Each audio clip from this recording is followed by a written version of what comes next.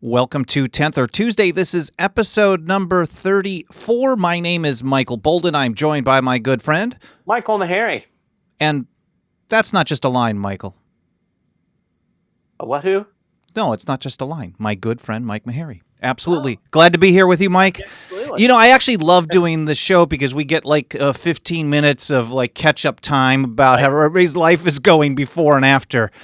And so I really enjoy doing this with you, Mike. Anyways, so this is day 474. Oh, without that behind-the-scenes stuff, this is day 474 that the GOP has failed to repeal Obamacare, plus a whole bunch of other stuff that they failed to do. But let's get into some interesting news that we've been covering here over the last week or so. First of all, in Oklahoma, SB 1212, the so-called constitutional carry bill, Mike, that was just sent to Governor Mary Fallin a few days ago. Give us an overview of that bill. It's from Senator Nathan Dahm, who usually files a lot of really good stuff there in Oklahoma. Yeah, I like to call it permitless carry, because it doesn't really have anything to do with the Constitution when you get down to it. Although I think it does have an impact on federal gun control. But basically, it just allows any adult in the state of Oklahoma to carry a concealed firearm without having to get a permit or a license of any type. Now, it does leave the concealed carry permitting program in place so that people that live in the state can travel outside of the state into other jurisdictions that have reciprocity with Oklahoma. But as far as it goes in Oklahoma, you can carry your firearm concealed without any type of permit. And what I like about this bill from our standpoint is that it encourages the market, as we like to say, and it just makes an environment less hospitable to gun control when you've got more people who can more easily utilize firearms for their own self-defense. It's going to make it more difficult for the federal government to ever enforce gun control in the state of Oklahoma. It's like we say all the time, if you do something, you allow something to happen, you get more of it, it becomes more difficult for it to control. The market takes over. And I like how you and TJ both mentioned this in your reporting. You always at least briefly cover, TJ Martinell, that is, how you briefly at least mentioned that it's similar, at least in strategy, to what's happened with medical and now recreational marijuana. So years ago, many people on the right, when I first started doing this work almost 12 years ago, if I would talk to a right-wing group or a conservative group and talk about marijuana, there'd be groans or people. I remember talking at a local libertarian party group in Ventura County, California. And even in that group talking about weed, I had people walk out.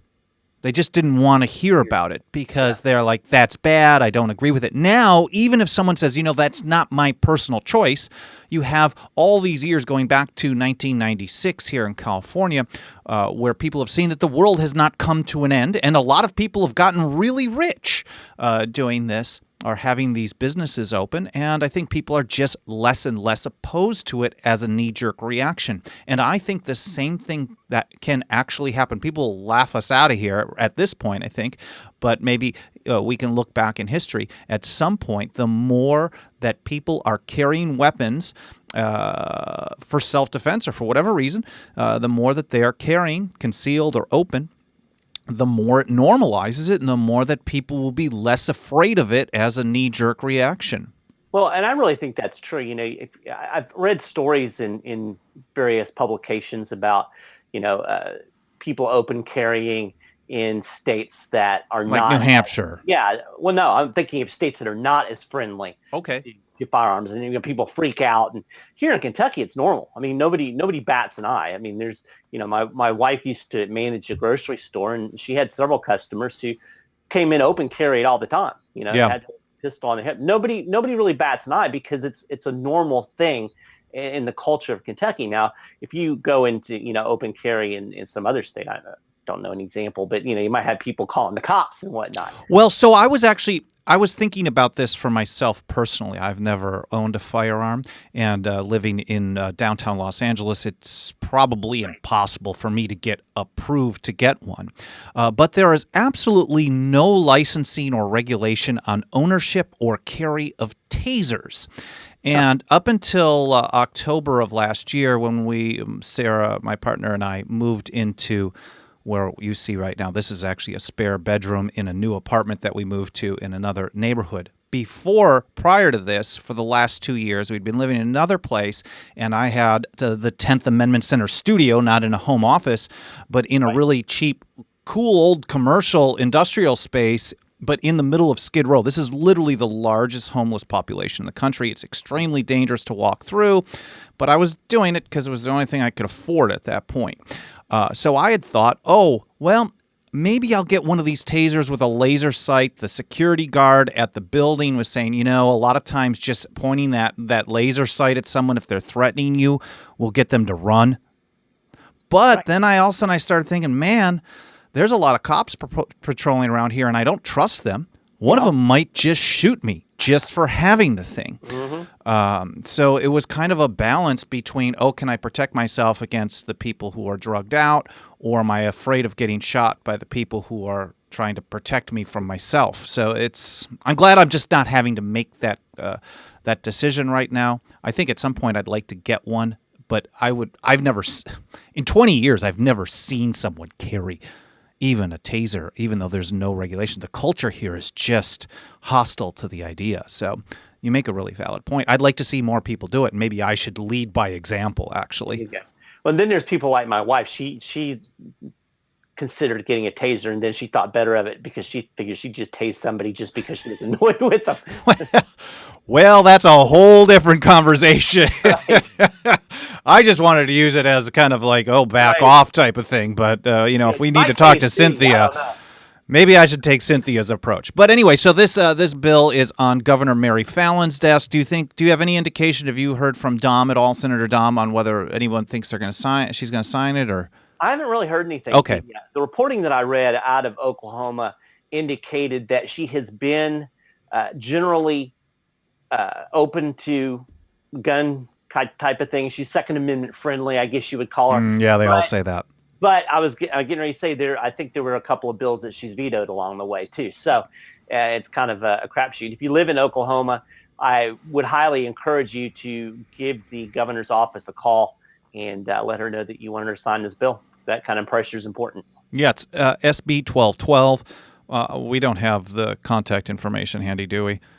I don't think so. But so it'll be easy. Just search for Oh, no, here we go. It's actually in the report, Mike, and you'll link this in the notes. It's 405-521-2342. So if you live in Oklahoma, give the governor's office a call. You'll talk to some switchboard operator. And you don't want to be aggressive about this. Trust me, it doesn't work. You just want to say who you are, where you're calling from, and that you want the governor to sign SB 1212 into law. They keep track of how many people call, and if a lot of jerks call, it might work against us. So we want this signed into law. I'd like to see this move forward. Personally, I'd like to see people go stop waiting for government permission on these types of things. But this is a good step to move things forward here in Oklahoma. Absolutely.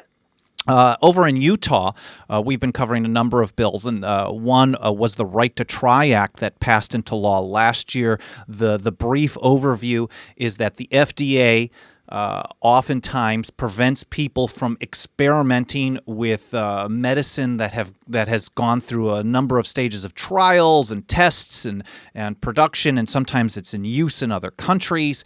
And so states, how many now, Mike? Is it 35, 38? No, I think we hit 40. I think okay. The last one was 40. 80% of the country now has a law on the books that does an end run around the FDA and allows some people on their deathbed to try some experimental drugs or treatments, even if it would kill them. It's basically saying, it's up to you. And I think that should be a personal choice issue. Anyway, so it's very limited. But we've noticed in the last couple of years that once these pass, people start pushing to expand it. Mm-hmm. Louisiana, right? They expanded it to cover ALS. Is that right? Yeah, it was mechanical devices that could aid mobility for ALS patients. So that's really positive. You take one step, and then people learn that the world doesn't come to an end because sick, dying people might want to try something that might work and might not. So the world doesn't come to an end after that. So expand it to let ALS patients use another device. Well, in Utah, they decided this year to expand in a very narrow scope to allow some terminally ill patients to try marijuana to alleviate their symptoms or maybe their treatment. For people who are going through chemo, there's a lot of research backing how, well, now you can eat. The joke is with weed, people, sit around and order pizza. Well, there's a scientific reason for this. I'm not an expert, but the general idea is weed makes people hungry, and it even helps people hungry who have no appetite when they're going through chemotherapy. Yep. So House Bill 195 and 197, is that correct, the two bills in Utah, Mike? That is correct. So the first bill legalized and allowed for access for terminally ill patients to get the marijuana. And then the second bill actually created a structure for the cultivation and manufacture of marijuana so that there's something for them to access. So those two bills work together. So one without the other. All right. I remember as we were going through this and you were doing the reports, there was concern that they might pass it to allow the one bill, 195, to allow people to actually use the plant, but then 197 wasn't going to pass, and that was the one that would allow people to grow it or distribute it. Right. So I think I have that right. That's Maybe correct. So they both passed. They both are in effect as of midnight this morning, and so some people will be able to start using it. Well, how long that actually takes to come into effect is another thing. But now we know that there might actually be a medical marijuana ballot measure. Do we know if that's actually going to get on the ballot in November in Utah? I am not sure. I've not been following it real close. I know that they had the number of signatures, but there's a process in Utah where opponents of a ballot measure get to go out after the signatures, and they get to actually go to people who have signed and try to talk them out of it. So I've seen some Facebook posting and stuff about how they're trying to scare people into removing their signature and trying to get enough signatures removed so that they don't end up going through with the ballot measure. But I think that the polling that I saw, and surprisingly in a state like Utah, and this goes to what you were saying before about how marijuana has really been mainstreamed, I think it was running 60 to 65% of people in Utah were in favor of a widespread legalization of medical marijuana. So it'll be interesting to see how that plays out. A full medical marijuana ballot measure will be up for voters in Oklahoma as well, I think on June 26th or June 6th, somewhere this next month. So it's to me, even though these laws in Utah are very narrow, I think there's a huge impact, not just psychologically, but strategically. Because years ago, we had friends in Utah who said, look, there's no way we could ever get marijuana in any way. I'm not going to spend any time on this because there's no way. Red states in the past just wouldn't do it. So this just shows how the strategy works. When you open up a market and you allow people to have free transactions, not free as in no cost, but freely conduct business with each other on things that the federal government says they're not allowed to do, eventually people learn, like, oh, you can make money, or this helps me, or I want this product. It's up to the market then. And I think the fact that the reddest of the red states are now considering something that would have just been totally inconceivable 5 years ago, 10 years ago for sure, is huge. And it shows us the strategy if you want to get other things to move forward. You just have to live by example. I mean, that's just kind of a really old school. It's a really old school approach. Teach people by example. Live the life that you want other people to live, and show them how it works.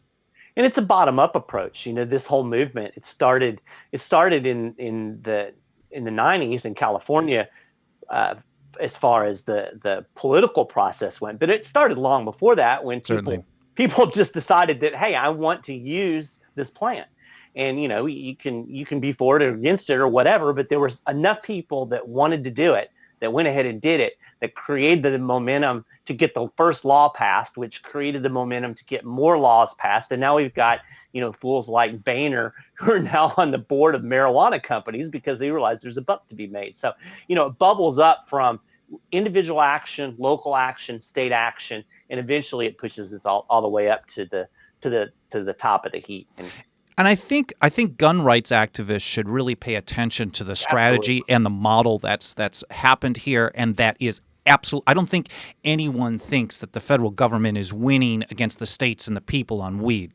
I mean, Jeff Sessions couldn't be more aggressive on this, at least in his rhetoric, but he just can't do anything. And if you've got a Republican Congress, a Republican president, and then the Republican Attorney General, well, I don't know if Trump is really outspoken against it, but he's allowing his Attorney General to be aggressive vis-a-vis the 10th Amendment, attacking it on the marijuana issue and others. But you've got this entire kind of perfect storm for the red states to just capitulate. And here you see the reddest of the red states looking to defy the red state leaders in Washington, D.C. So should gun rights activists push for ballot measures in left-wing states, just like they've been doing on weed in red states for ages? Now, mind you, this Oklahoma ballot measure is not the first attempt to do this in Oklahoma. They've been working on this for years and years and years. And it just takes time to build up the number of signatures. And you're not going to get that on the first try. So should it be California? Yeah, why not? Why aren't people doing that instead of waiting for another Supreme Court justice to come in and say that the right to keep and bear arms needs to be forced on everybody from Washington, D.C.? People should start taking this approach everywhere and really dedicating themselves. The weed activists are very much dedicated to making this happen, and they're winning. They're making it happen. So this can be applied to other issues as well. I think it. What's interesting to me too, and this just occurred to me, thinking about the whole marijuana thing. People have this mentality. I know a lot of Second Amendment type people will say, "Well, no way, the left is ever going to let that happen." And there's this whole mentality that the left would never embrace guns. Well, like you said, who would have thought 5 years ago that people in Utah would embrace medical marijuana? Nobody would have believed that either. And it's interesting because I've read a couple articles in recent weeks about people that have gone into minority communities and they're teaching firearms instructions and they're teaching self-defense. And there's a lot of people. Didn't Tom Woods have a guest on his podcast about this recently? I think he might have. Okay. So it's not like, it's just like we're talking about. You can expand that market. Guns aren't political, really. It's that people don't really understand them. And when they do understand, hey, there's a purpose for them. I can use them for self-defense. That's not a left or right thing. And I think we could have that same type of dynamic in reverse of what we've seen with marijuana with guns if the gun people would adopt this strategy. But like you said, they're so busy, trying to get the right Supreme Court justice or the right president. And that's worked well. And in our last episode, I think I gave the story about how Cindy Sheehan talked about, like she's not for restrictions of gun rights of the general public. Well, keep in mind, right after Trump was elected, one of my closest friends here locally here in downtown Los Angeles, Hillary voter, Bernie Sanders supporter, reached out to me and said, "Hey, Boldin, we should go to the LA Gun Club and we need to learn how to defend ourselves." And I'm like, oh man, I know I do.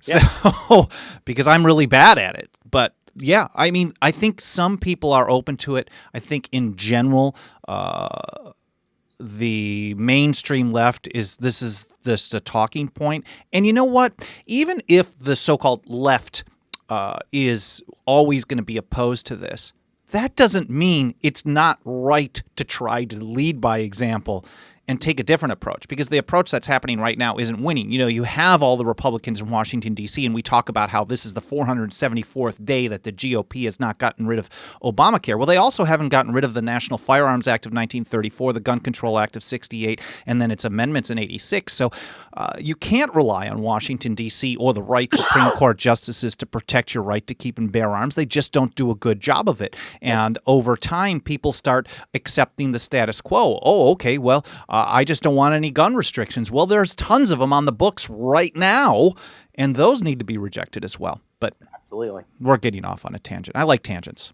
Yeah. Also in Utah. We could start calling this Tangent Tuesday. It actually is. Also in Utah, Senate Bill 108 is in effect as of today. This is a bill from Senator David Hinkins, and I think Mark Roberts in the House actually co-sponsored it as well. He did. Yeah. This is a bill to expand raw milk sales in the state.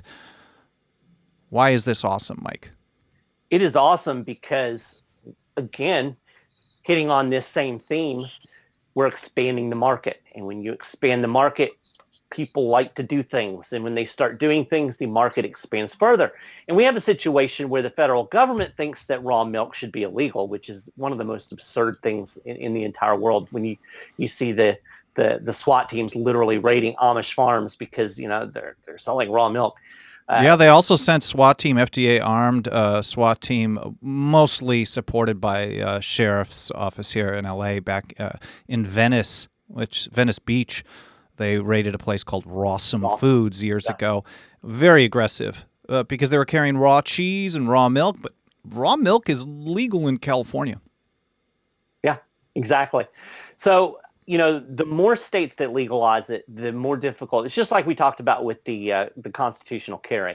The more states that are allowing something to happen, the more it's going to happen, and the more difficult it becomes for the federal government to crack down and impose its will because it just doesn't have the manpower or resources to do it.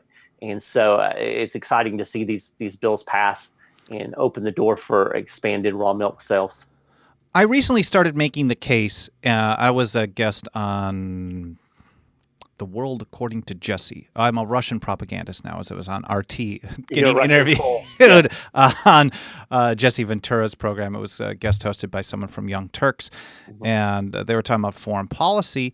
And it's not necessarily easy to directly address foreign policy from a nullification approach, but certainly my view, and I think we could apply this on everything. When you have the most powerful government in the history of the world doing stuff that they shouldn't be doing, which is what governments are going to do, right? The more that you can undermine it on all kinds of different issues, the more that you're kind of breaking down its power structure. So even if you aren't a raw milk consumer, maybe because it's illegal and you never even thought of you're at your grocery store, I'd like to try this. Because when I go to the grocery store, sometimes I just walk around and I look at stuff and then I think, well, maybe I'll try this thing. It's on sale. Right. I'm looking for sale stickers usually. So if raw milk was on sale in your neighborhood, maybe you'd give it a shot. I don't know. Yeah. Maybe. But if it's not allowed to be there because the grocery stores are afraid to carry it because the federal government is going to threaten their license or send in armed guards, then you're not going to have that choice. So the less power that government has in general, the greater chance that it will have less power for issues that are important to you. So we talk about how the states and people are undermining the federal government on marijuana or cannabis, which is really the correct term. Well, that also teaches people that it can be done on other issues, guns, healthcare, etc. So we just want to support all these efforts to kind of restore the proper constitutional balance, which is so out of whack. It's unbelievable. Yeah. The federal government wasn't ever supposed to do any of this stuff. It was interesting. I'm actually working on a new book that I'm going to be done with someday. Just Constitution 101 and going over the various provisions of the Constitution and what they really mean and just digging into the fact that the federal government was meant to be so limited. And I ran into our old friend Tench Cox, one of the founders nobody's ever heard of. But he wrote a fantastic essay, and he has this whole list of things that the federal government wasn't going to be doing. And when you read this list, the federal government is doing all of them now. And it just really emphasizes how limited the federal government was supposed to be. It wasn't supposed to be doing education, healthcare, labor, safety, all of this stuff that it's doing. It was never conceived that this would be what's going on. So these efforts at the state and local level are absolutely necessary to rein this monster back in. One other issue that I want to cover that we've been kind of hammering on quite a bit lately is asset forfeiture. This is the scenario where police will just take your stuff, and if you're you have to prove that it wasn't used in a crime to get it back, and then they just use it to kind of fill their budgets. Well, a number of states have been passing restrictions on them, and then also opting out of a vast majority of federal asset forfeiture situations called equitable sharing. So last year, Colorado passed some legislation to limit asset forfeiture and then to opt out of, I think it's like 80 or 85% of the federal program as well. So this is a very positive step forward in Colorado. But then this year, House Bill 1020 just got sent to the governor's desk to expand on that. Give us an overview of what's going on, Mike. So a big part of the bill that they passed last year was a reporting bill. And we've talked about before how important it is to shine a spotlight on how asset forfeiture is being processed, how much it's being processed, whether or not people are being convicted or what they're being charged with, all of those things. And oftentimes it's completely obscured and you're having to do open records requests, spend a bunch of money to get this information. So last year, Colorado passed a bill that created some pretty robust reporting requirements. But they found that the way the language was in the bill, some of the agencies that were involved in the asset forfeiture process were not having to do the reporting. So this year they went back and they've expanded the language and they've expanded the number of agencies. So now anybody that's involved in asset forfeiture at all in this state is going to be subject to the reporting requirements. So effectively it's expanded the reporting requirements for asset forfeiture. It's going to shine a bigger light and hopefully lead to more robust reforms. Now the good news was in that first bill last year, they actually did close that loophole. And as you said, they withdrew from basically 80 to 85% of the federal asset forfeiture. My mind just went blank.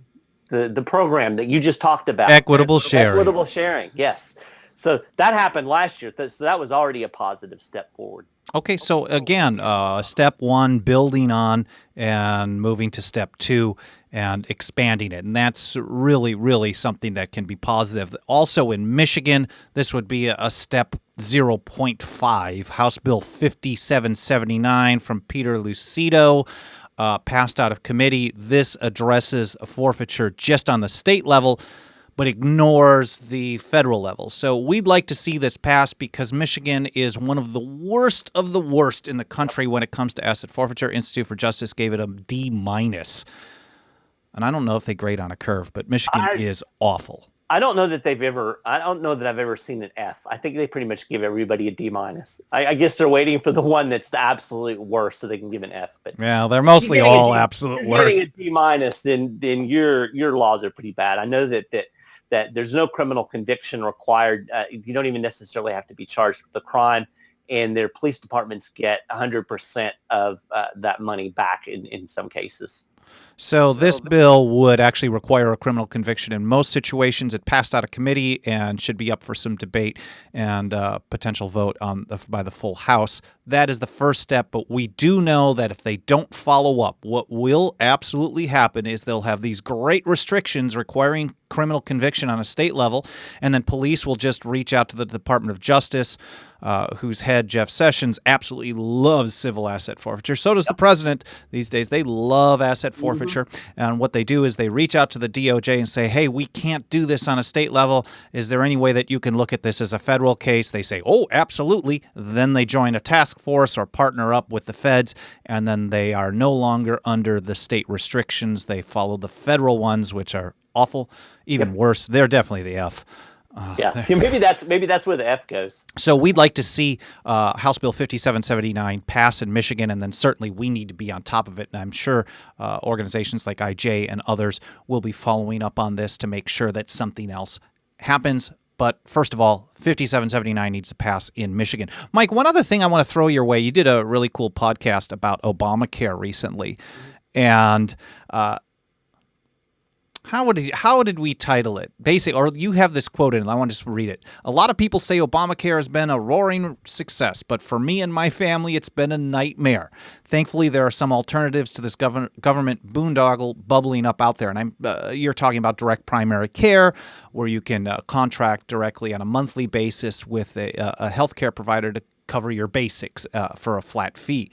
Well, this is a pretty common response when we talk about Obamacare. It's not the majority, but we hear a lot of people say this. This is someone who responded to our tweet. I thought Obamacare was over. It was defunded and now defunct.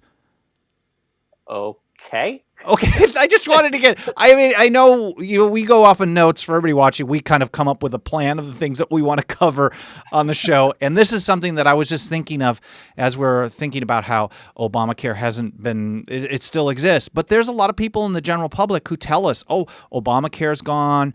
We don't have to worry about gun control anymore. Common Core is ended." So I don't know where people are getting this.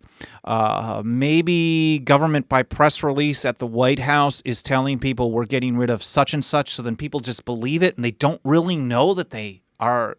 I don't understand. But Obamacare still exists. Yes, it does. I can tell you for a fact. I keep getting. It's kind of funny because we've withdrawn from the system. And I'll give you just to show you how inefficient this whole system is. I got a letter the other day telling me that they had verified my income. I had to do this income verification thing when we applied for Obamacare back when we were trying to get insurance. So 6 months ago, so 2017, they've now processed that and validated my income. And we're not even in the system anymore. So, yeah, it's still there and it still sucks. So. Yeah, I think a lot of people, unfortunately, don't pay attention to what's going on in the world around them. They read a lot of Twitter. I mean, I read Twitter too, but if you're only reading 140 characters or 280 characters, you really aren't getting the whole story. Yeah. And if you think Obamacare is gone or Common Core or the EPA or any of these things are gone, no, this is a real problem. Yeah. Well, because then, of course, they're cheering on the administration for getting rid of Obamacare when it's really just it's a head fake. I mean, the mandate is gone, the individual mandate, correct? Right, but I don't even think it's really necessarily gone. I think I think the mandate's still there. I think they set the tax at zero. Okay, well, I've never paid the penalty tax on it personally, and maybe it's a risk to admit it. But I do know that as of now, the IRS has no enforcement mechanism. They probably they have a nice log on me that they're collecting, like it's building up. If you ever have, if you ever had a refund coming, they would dig into your refund. What? Yeah, exactly. we live in the self-employment world. There's no such thing as a refund. No, and in fact, I always recommend to friends, don't get a refund. You're giving the government an interest-free loan to bomb people and to do all kinds of nasty stuff. So do what you can with your deductions to try to have them take out the proper amount as time goes, because you could take that money. If you're getting a $2,000 refund and you had like $200 or $180 extra a month, you could use it for something positive in your own life rather than getting a windfall later on and then buying some, I don't know. Some people like it like a savings account. And I know government destruction of the economy means savings accounts don't really do what they're supposed to do, which is give you a return.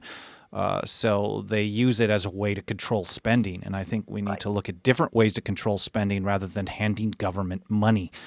You'd be way better off to take your $2,000 and invest it in silver throughout the year. And then you'd actually have something, in a couple of years besides some devalued Federal Reserve notes. So a couple other bills that we're going to be keeping an eye on in the next few days, a couple of bills to legalize or expand hemp laws in Colorado and Illinois. Colorado's SB 205, Illinois 2298. Of course, the constitutional carry now that's sitting on the governor's desk in Oklahoma. And then a couple of bills going into effect early next month in Alabama, a bill to take away the sales taxes on gold and silver. SB 156 goes into effect next month. And I believe the Michigan Fourth Amendment Protection Act, I'm kind of confused if that's in effect now or it's going into effect next month because the legislative website has some kind of confusing information. But the bill to ban material, support, or resources to warrantless federal surveillance programs, I think goes into effect next month. Outstanding. I love that bill. So we'll be keeping an eye on all of those. in the near future. Of course, thank you so much for watching us here on 10th or Tuesday, staying with us, sharing this information does a lot. If you want to pitch in some cash, we absolutely need that help. It's 10thamendmentcenter.com/members for all the different options on how to help us out for as little as $2 a month. Of course, thank you so much for watching. Mike and I really appreciate it, right? We did. We really appreciate you being here with us. Thank you so much, and we'll see you guys next time here on 10th or Tuesday.